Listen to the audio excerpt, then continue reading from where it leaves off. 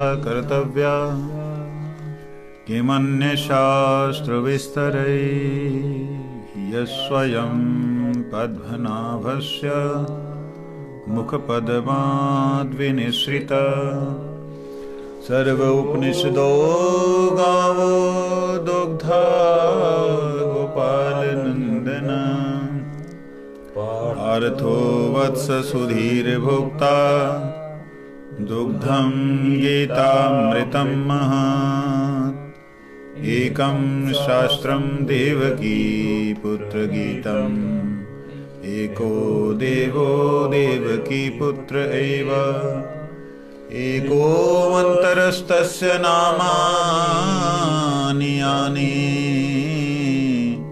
कर्मप्येकं तस्य देवस्य सेवा कर्मप्येकं तस्य देवस्य सेवा।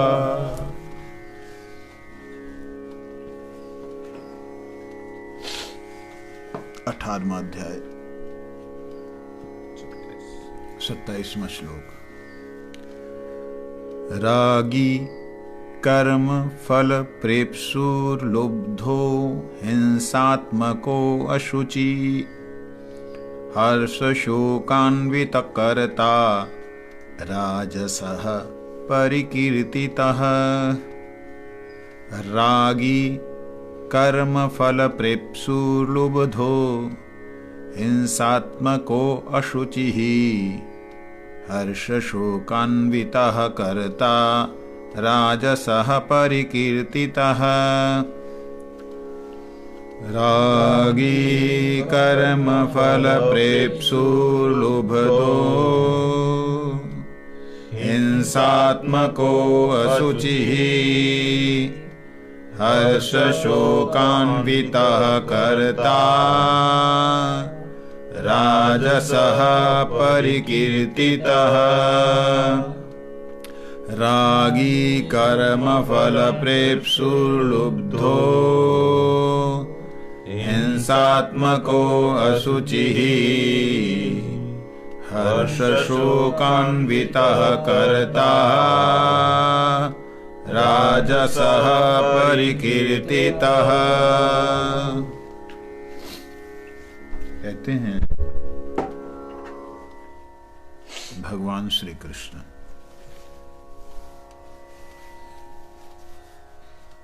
किस विषय की चर्चा चल रही है? संग, दोष और सिद्धि असिद्धि निराकार। किस विषय की चर्चा चल रही है? कौन से? हाँ, कर्ता। किसकी चल रही प्रभु? कर्ता कर्म कारण। कर्ता। हाँ, सिर क्या हिला रहे? सुना नहीं? कर्ता की बात चल रही है। कल हमारा सात्विक कर्ता के विषय में सुना था, आज राजसिक कर्ता। कर्ता किसे कहते हैं? जो करने वाला है। करने वाला कौन है? मन बुद्धि अहंकार और जीव। जीव भी करता है। जीव को विशेष रूप से उसे कहते हैं जिसने अपने आप को मृत्युशील समझा या जीवन धारण किया हुआ है। जिसने जीव आत्मा जब शब्द प्रयोग किया जाता है तो वो जीव के लिए, आत्मा के लिए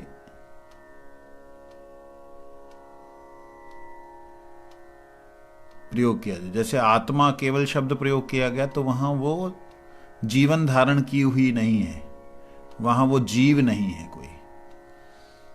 समझे नहीं?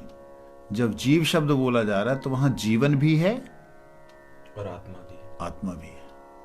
तो यहां पे जीव शब्द बोला जा रहा है कि जीव करता है।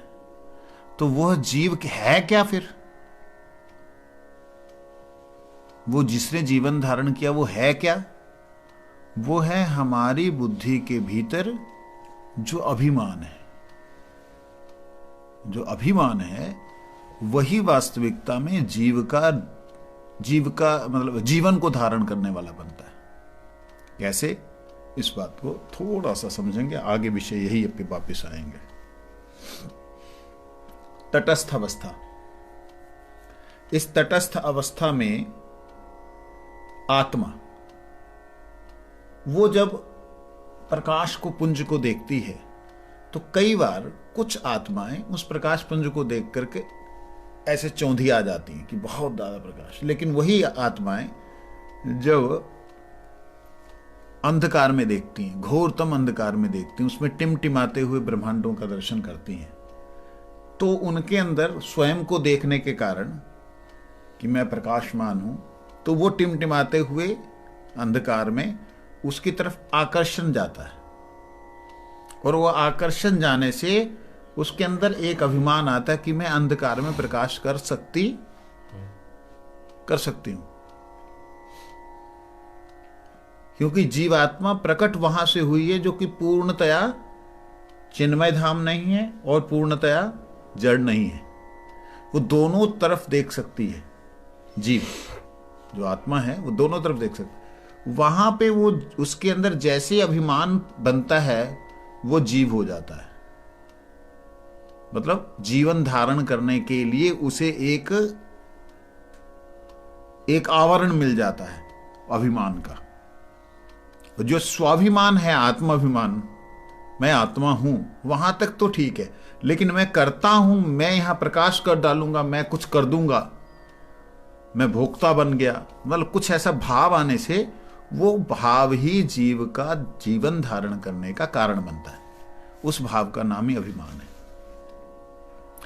अभिनिवेश कहीं भी होने के बाद मान हो जाना वो अभिमान है। हमारा अभिनिवेश माया में जैसे होता है तो मान हो जाए उस माया का कि मेरा, मैं, तो वो अभिमान कहलाता है, और वही अहंकार कहलाता है, वही अहमवाद कहलाता है। तो है ना, कल हुआ था। तो इसलिए कर्ता जो है वो अहंकार ही करता है, मतलब अभिमान ही करता है, और अभिमान युक्त जो आत्मा है वही जीव है। ठीक है ना? नहीं तो शक्ति और शक्तिमान में तो कोई विशेष रूप से उसमें कोई भी व्यवधान नहीं है। शक्ति मान प्रभु और शक्ति, उनकी शक्ति, उसमें कहीं भी कोई व्यवधान नहीं है। व्यवधान तो वहीं आता है जहां अभिमान होता है। तो इसलिए यहां पे सात्विक अभिमान वाला जो कर्ता है, अर्थात जिसके सात्विक भाव रूपी जिसके अंदर पुष्टि है, वो जो करता है सात्विक कर्ता, उस कर्ता के बारे में कहते हैं कि ये कर्ता सफलता हो, लाभ हो या हानि हो, प्राप्ति हो या ना प्राप्ति हो। और क्या था? जय विजय।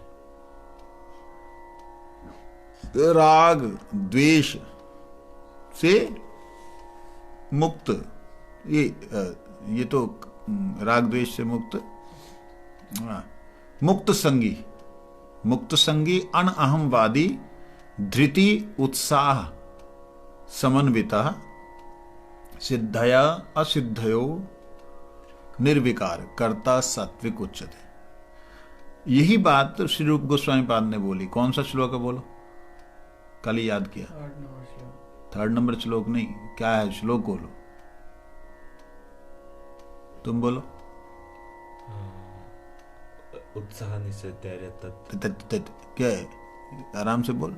उत्साह निश्चय धैर्य तत्त कर्म प्रवर्तना संग त्याग सुतव्रते षड्विभक्ति प्रसदति। ये उच्चारण सही नहीं कर रहे। उत्साहात निश्चयात धैर्यात तत्त कर्म प्रवर्तनात् संग त्यागात सतोवृत्ति षड्विभक्ति। ये सतोवृत्ति, सात्विक वृत्ति वाला, यही श्लोक जो है रूप गोस्वामी पाद ने अपने सरल भाषा में डाल दिया है। यही मुक्त संगो अनअहंवादी धृति, धृति मतलब धैर्य, उत्साह समन्विता। ठीक है, आज हम राजसिक भाव को पढ़ने जा रहे हैं। कहते कर्मों में आसक्त, कर्म फल लोभी, विषयों में आसक्त, हिंसा प्रिय, अप्रिय और हर्ष शोक के वश में रहने वाला कर्ता राजसिक होता है। राजसिक शब्द रजोगुण से आया है। और रजोगुण जो है उसके अंदर स्वाभाविक एक वृत्ति होती है आसक्ति की। स्वाभाविक रजोगुण के अंदर वृत्ति होती है अपने आप को प्रस्तुत करने की, उसे राजसिक कहते हैं। राजा के अंदर की प्रवृत्ति, हर बच्चा अपने आप में अपने दायरे में राजा बना रहता है। आप देखिएगा, हर बच्चा, छोटे बच्चों को देखना, मैं एक अपने आप में राजा बना रहता है। हर मनुष्य ऐसा ही है। केवल इनमें से सात्विकों को छोड़ दें तो सारे के सारे जितने जीव हैं उन सबके अंदर क्या है?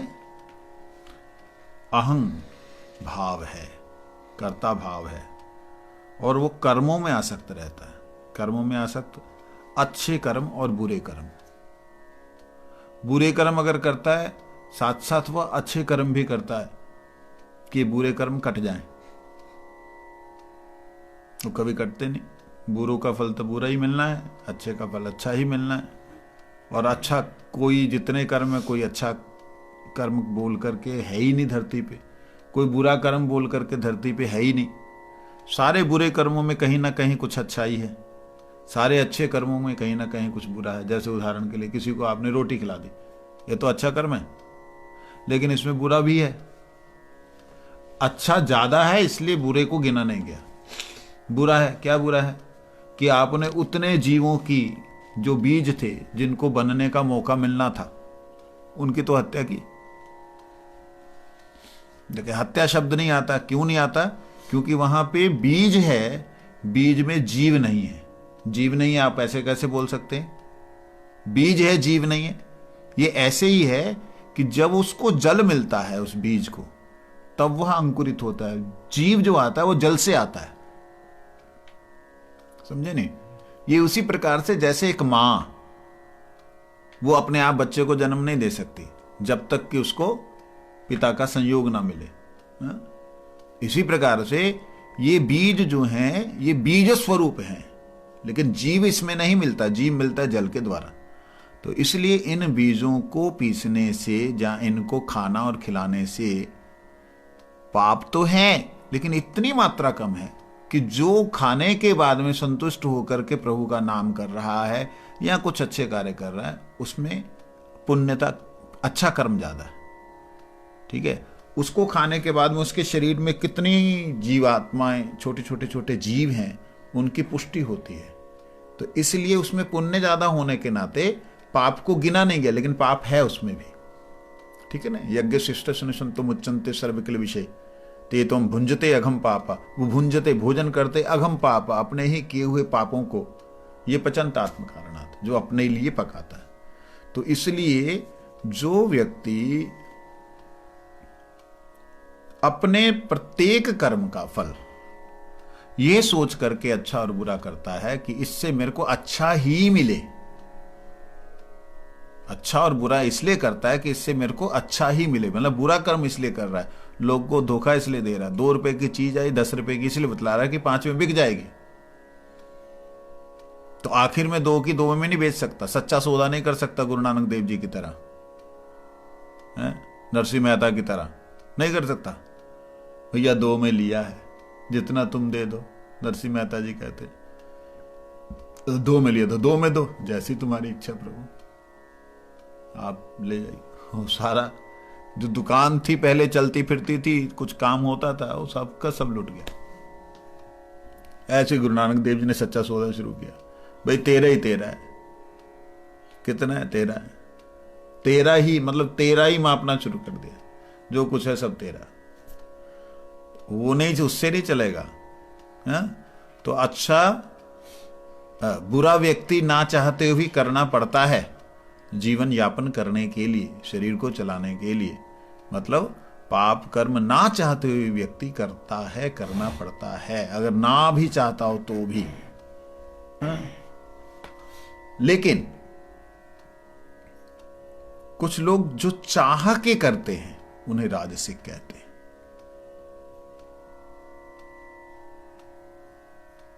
क्यों यहां बोला? हिंसात्मको असुचि ही, वो अपवित्र रहता है और उसकी बुद्धि हिंसात्मक होती है, वो हिंसा करने में डरता नहीं। और ऐसे लोग तो मांसाहारी होते हैं।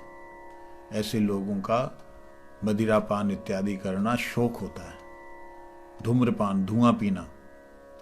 जो लोग ये सिगरेट, बीड़ी, तंबाकू ये जो सब खाते हैं तो ये तमोगुण, लेकिन अगर इसको लिमिट में लेते हैं, कई लोग बोलते हैं ना, अरे लिमिट में थोड़ा लेने से कोई प्रॉब्लम नहीं, लिमिट में दवाई की तरह ले सकते हैं, ऐसा लोग बोलते हैं। जो लोग बोलते दवाई की तरह ले सकते हैं, वो सारे के सारे राजसिक हैं। अपने अंदर संसारिक विषयों के प्रति जो आसक्ति है उसको बढ़ाने के लिए या उसको पुष्ट करने के लिए वो सारी क्रियाओं को करते हैं। तो यहाँ कहते हैं जो कर्मों में आसक्त हैं, कर्मफल लोभी हैं।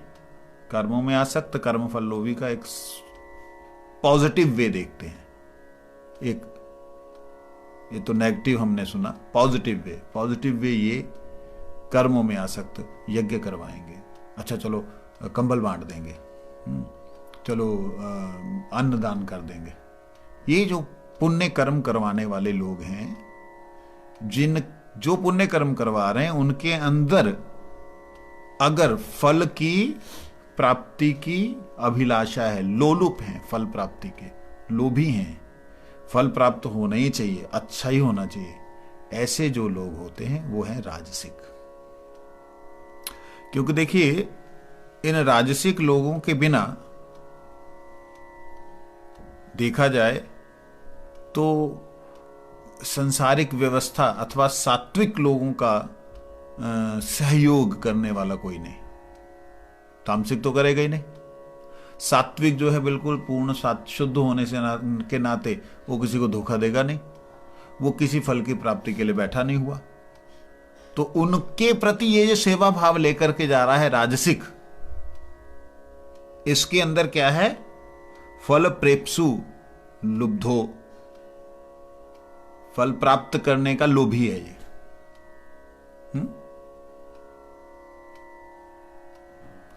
विषयों में आसक्त है, हिंसा प्रिय है, अपवित्र और हर्ष शोक के वश में रहने वाला करता अपवित्र भी रहता है, अशुचि।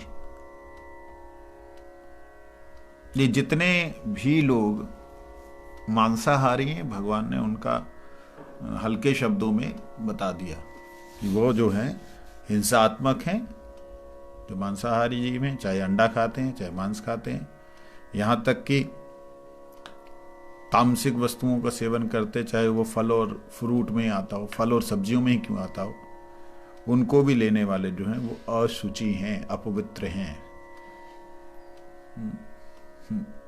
किसी ने बोला महाराज प्याज खाने वाला कैसे अशुचि हो गया? पूछा गया किसी संत से, तो संत ने कहा भैया देखो हम तो खाते नहीं हैं, लेकिन जब तुम हमारे पास आते हो चाहे रात का खाया हो तो हमें गंध आती है, दुर्गंध आती है। कहते दुर्गंध कहाँ से आती? अच्छी चीज से दुर्गंध नहीं, सुगंध आती। तो उन्होंने कहा आपके लिए दुर्गंध, हमारे लिए सुगंध है। कहते यही बात तो हम बोल रहे हैं कि आपको सुगंध लग सकती है, लेकिन उनके वचन थोड़े कड़वे थे। उन्होंने बोला, हालांकि ये बोलना नहीं चाहिए, लेकिन संत थे, संत है, अपनी मस्ती में बोला। कहते सुअर को जो है जो दुर्गंध वाली चीज है वो अच्छी लगती है, हम क्या करें, हम क्या खाएंगे सुअर जो खाता है। ऐसे ही जो वस्तु का त्याग कर दिया गया है। फिर किसी ने क्वेश्चन किया मेरे को, मतलब हम सभा में बैठे थे वहां, ये तो अलग प्रसंग, ये अलग टाइम। कहते कि स्वामी जी भगवान के मुख में तो सारा ब्रह्मांड है, तो उसमें अपवित्र क्या है पवित्र क्या है? भगवान ने मुंह में दिखाया ना, उसमें अपवित्र क्या है पवित्र क्या है? सब कुछ ही तो भगवान के अंदर है, अंदर से बाहर कुछ गया नहीं, सब कुछ अंदर है। मतलब तब वो हमारे महात्मा जी थे, उन्होंने जवाब नहीं दिया। मैंने बोला मैं देता हूं। कहते क्या दोगे तुम? मैंने कहा देखिए भगवान ने तमोगुण बोल करके, जो कि बुद्धि नाश करने वाली चीज है, उसे बोल करके उसका त्याग ऐसे ही कर दिया जैसे जीव मलमूत्र का त्याग करता है। जीव थूकता है, थूक करके कुछ आता है उसको थूक देता है। तो उस प्रकार से भगवान ने अपने भीतर से अगर कुछ थूका है, मतलब त्याग किया है, तो वह भोजन के लायक नहीं है, इसलिए भगवान ने त्याग किया। इसलिए जो भगवान के भीतर हैं, अर्थात भगवान को मानने वाले, जानने वाले हैं, वो लोग भगवान के भीतर आनंद लेने वाले हैं। भगवान के नाम में, भगवान के गुण में, भगवान के गान में, भगवान की लीला में, उसमें आनंद लेने वाले। इसलिए वो लोग उन चीजों को ग्रहण नहीं करते जिनका भगवान ने त्याग कर दिया। तो इसलिए ये तमोगुनी वस्तुएं जो खाते हैं वो अशुचि हैं, अपवित्र हैं और हमेशा निमग्न रहते, हमेशा ही कभी खुश हो जाएंगे, कभी बहुत ज्यादा शोक में चले जाएंगे, कभी उस शोक के कारण जो है लड़ाई झगड़ा कर बैठेंगे। कुछ प्राप्ति ना हो तो लड़ मरेंगे, प्राप्ति हो तो नाच उठेंगे, और नाचने के समय देखेंगे नहीं कि भी अगल बगल वाले को तकलीफ हो रही है नहीं हो रही, खूब ऐसा उत्पात करेंगे। कहते ये सब राजसिक लोग हैं। इनके विषय में कबीरा श्रीला विश्वनाथ चक्रवर्ती ठाकुर कहते हैं, रागी कर्म में आसक्त व्यक्ति जो है वो लुब्ध होता है।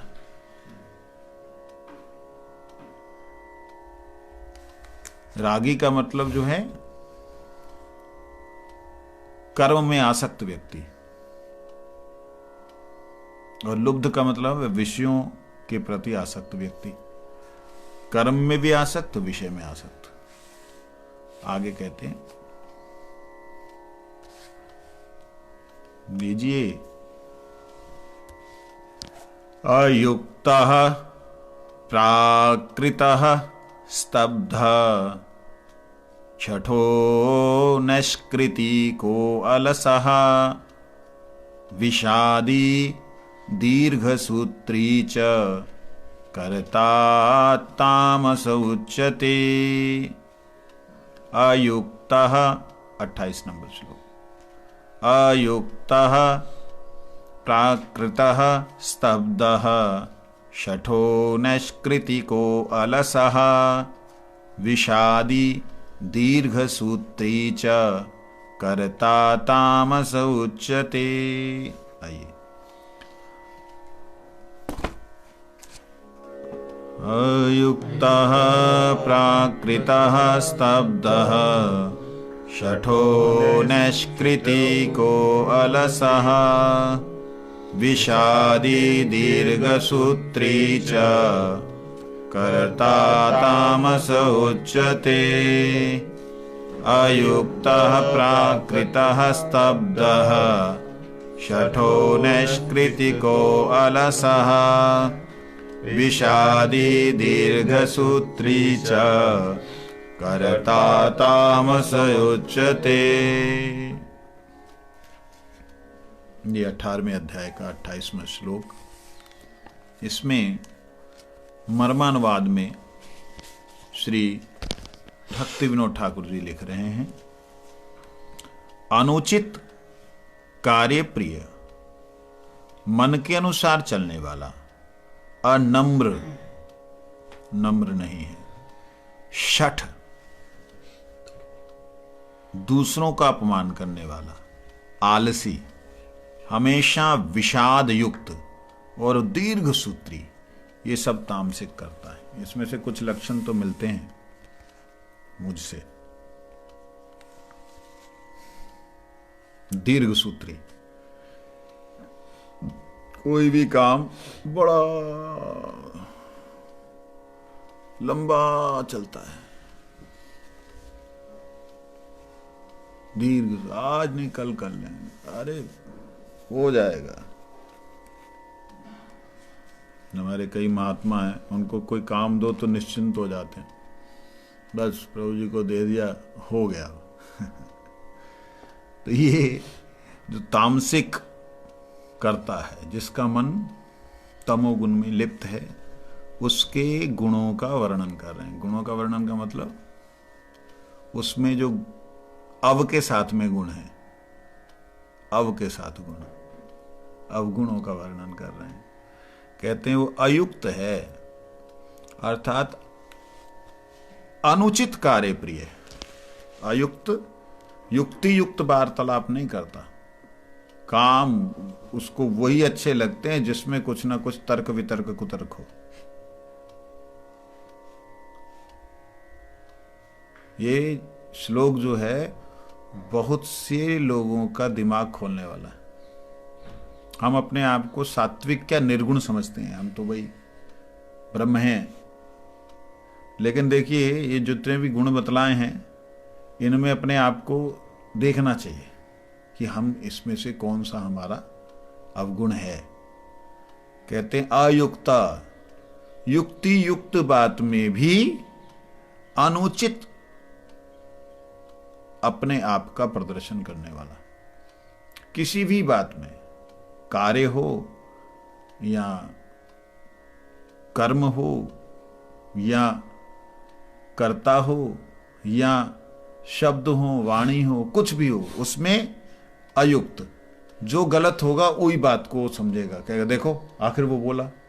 कई लोगों को मैंने ऐसे देखा, अच्छा बोल रहे हैं किसी विषय, किसी व्यक्ति के बारे में बहुत लोग अच्छा बोल रहे हैं, किसी एक ने कुछ गलत बोल दिया, उस एक के पक्ष में खड़े हो जाएंगे। आखिर उसने तो बोला ना कोई तो कारण होगा, उसने जो बोला उसके पीछे कोई ना कोई, ऐसे कैसे बोल देगा कोई। अच्छा उसने किया है, अच्छे को ढक करके उसका जानबूझ करके अयुक्त, ये युक्ति युक्त है ही नहीं, उस कार्य को उसका प्रदर्शन करना, जहां ऐसी ही बात का बोलना। जैसे मान लो भगवान ने इसमें जो है 700 श्लोकों में से मान लो 650 श्लोक भगवान ने बोल दिए, ठीक है। अब 650 श्लोकों में जो भगवान ने उपदेश दिया उसकी बात के ऊपर किसी का ध्यान नहीं होगा। ये तामसिक लोगों की बात कर रहा हूं। वो तामसिक लोग क्या ध्यान देंगे, भगवान ने बोला कि ईश्वर सर्वभूतानां हृदय शरदुन तिष्ठति ब्राह्मणी सर्वभूतानि यंत्रणानि माया तमैव शरणम गच्छ सर्वभावेन भारत।